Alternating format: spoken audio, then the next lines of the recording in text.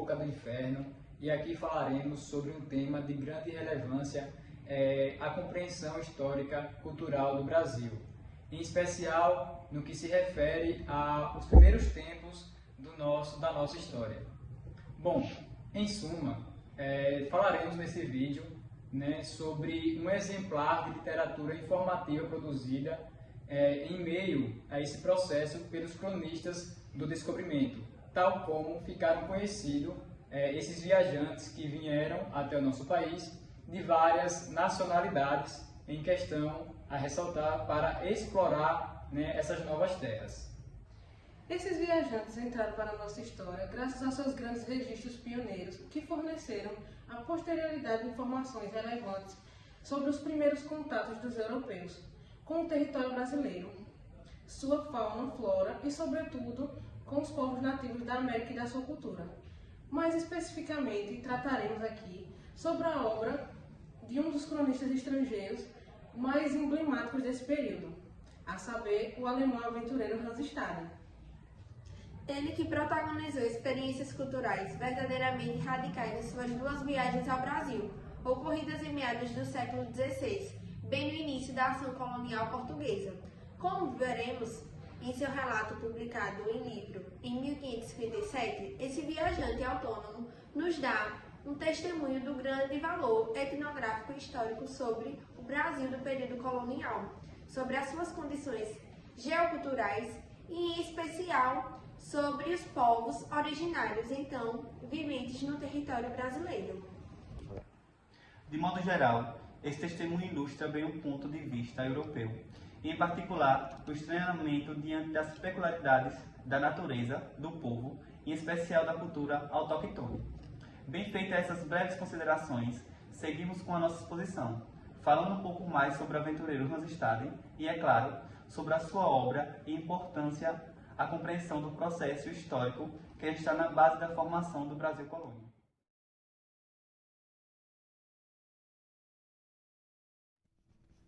Olá pessoal, meu nome é Marine Farias e estou aqui para falar sobre o nosso autor Hans Staden. São poucas as informações disponíveis que temos sobre ele, mas sabemos que ele nasceu em Romberg, no Principado de Hessen, lá por volta de 1520, e ficou conhecido pela sua obra em que narra as aventuras por ele vividas em suas duas viagens ao Brasil.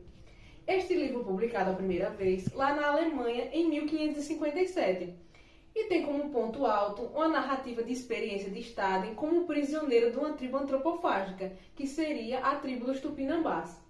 Essa sua experiência tem lugar nos primórdios na empresa colonial portuguesa, ao norte de São Vicente, província situada no litoral e atual estado de São Paulo. O título original dessa obra em alemão é bastante longo, como era de costume lá no século XVI. Traduzindo de forma resumida para o português, o título ficaria mais ou menos assim: Descrição verdadeira de um país de selvagens, nus, ferozes, canibais, situados no Novo Mundo América. Bom, trataremos mais adiante sobre os acontecimentos que envolvem a publicação desse relato antológico, suas diversas edições, traduções e sobre sua repercussão quanto seu surgimento do Velho Mundo. Mas agora falarei um pouco mais sobre a vida por trás dessa obra. Basicamente, tudo o que se sabe sobre a trajetória de Staden é o que foi contado pelo próprio aventureiro em seu único livro, que se configura em um típico memorial de viagem, gênero narrativo bastante conhecido e bem comum no século XVI.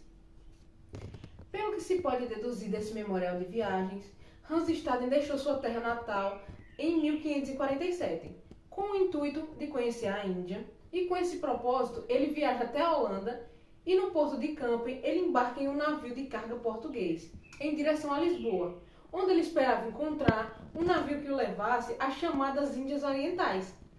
Contudo, como não consegue chegar a tempo de embarcar no navio com destino à Índia, ele arranja, com a ajuda de um compatriota, um lugar como artilheiro em uma nau com destino ao Brasil.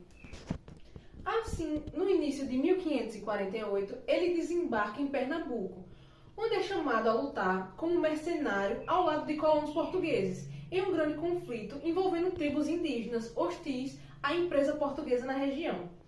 Após isso, em outubro do mesmo ano, o aventureiro retorna a Lisboa e tempos depois segue para Servilha com o intuito de realizar uma nova expedição ao Novo Mundo, dessa vez em uma armada espanhola que seguia o Rio da Prata, situado no sul do continente americano. Dessa forma, em meados de 1550, o aventureiro alemão partiu de armada espanhola rumo à região do Rio da Prata. Contudo, antes de chegar no destino final, o navio que o levava afunda no porto de Santa Catarina, onde havia parado para abastecer. De lá, depois de errar por cerca de 2 anos em paragens ermas e perigosas, junto com outros integrantes da tripulação, o viajante chega a São Vicente. E lá, ele recebe uma boa acolhida dos colonos portugueses e aceita o convite para servir como comandante de uma pequena fortaleza isolada, instalada na ilha de Santo Amaro, naquela mesma província. Essa decisão levará o aventureiro alemão ao ponto de maior tensão dramática de toda a viagem, pois, no cumprimento dessa tarefa arriscada, ele se coloca na linha de frente de um conflito mortal. A batalha implacável, envolvendo de um lado portugueses e seus aliados nativos, que são os tupiniquins, e do outro lado as tribos tupinambás aliadas dos franceses, na disputa pelas cobiças terras do Brasil. Finalmente, em certa ocasião, enquanto procurava seu escravo Carijó, em uma mata próxima ao forte, Estade é capturado pela tribo inimiga, que o manterá em sua posse por mais ou menos uns 9 meses. Posteriormente, em seu livro, o aventureiro contará com riqueza de detalhes essa traumática experiência, durante a qual ele presencia diversos rituais antropofágicos. Dentre outras coisas, em seu relato, caracteristicamente direto e muitas vezes cru da situação, ele conta como, por meio de diversas estratégias, ele consegue se livrar do destino trágico de muitos portugueses e nativos, que foram feitos prisioneiros por tribos antropofágicas, em meio a sangrentas disputas territoriais que tiveram lugar em meados do século XVI, naquela mesma região.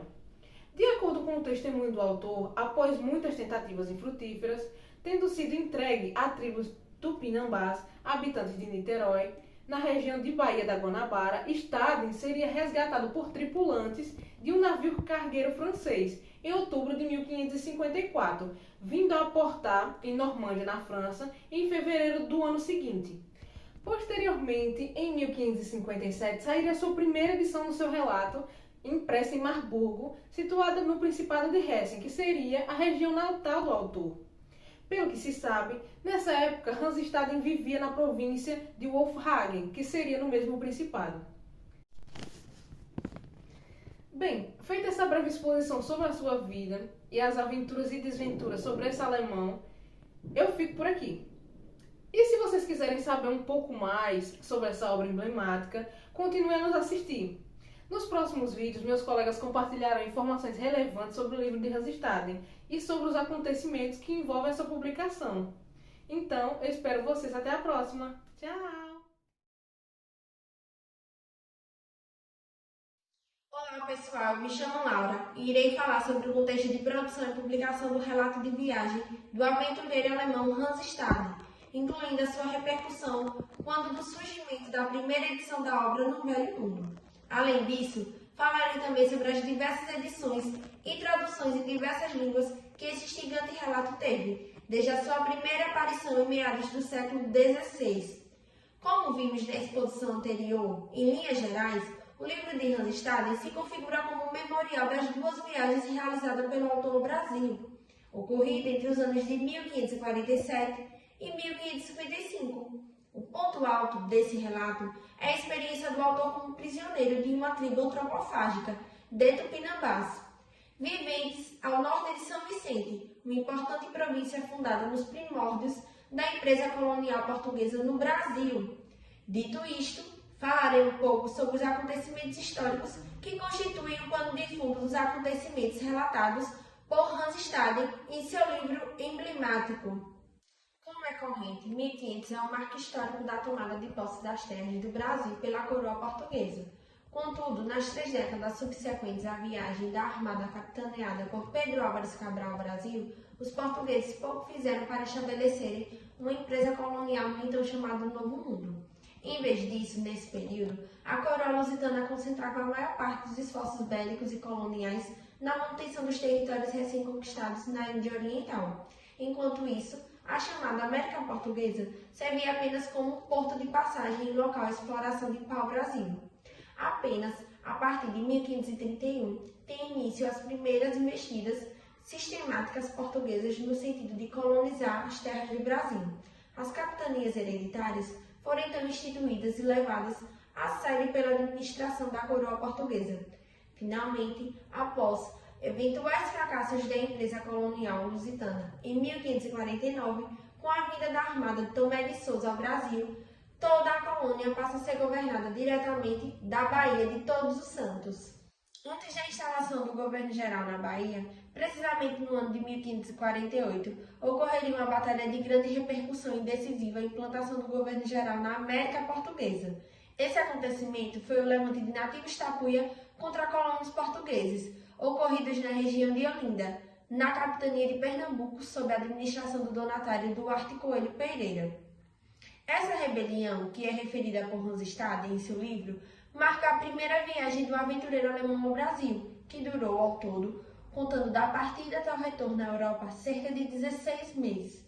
Em seu relato, no qual, ao menos em algumas partes, se nota certo exagero, Staden conta com cerca de 8.000 indígenas revoltosos. Segundo ele, sitiaram a povoação de Igaraçu e foram derrotados pela guarnição portuguesa.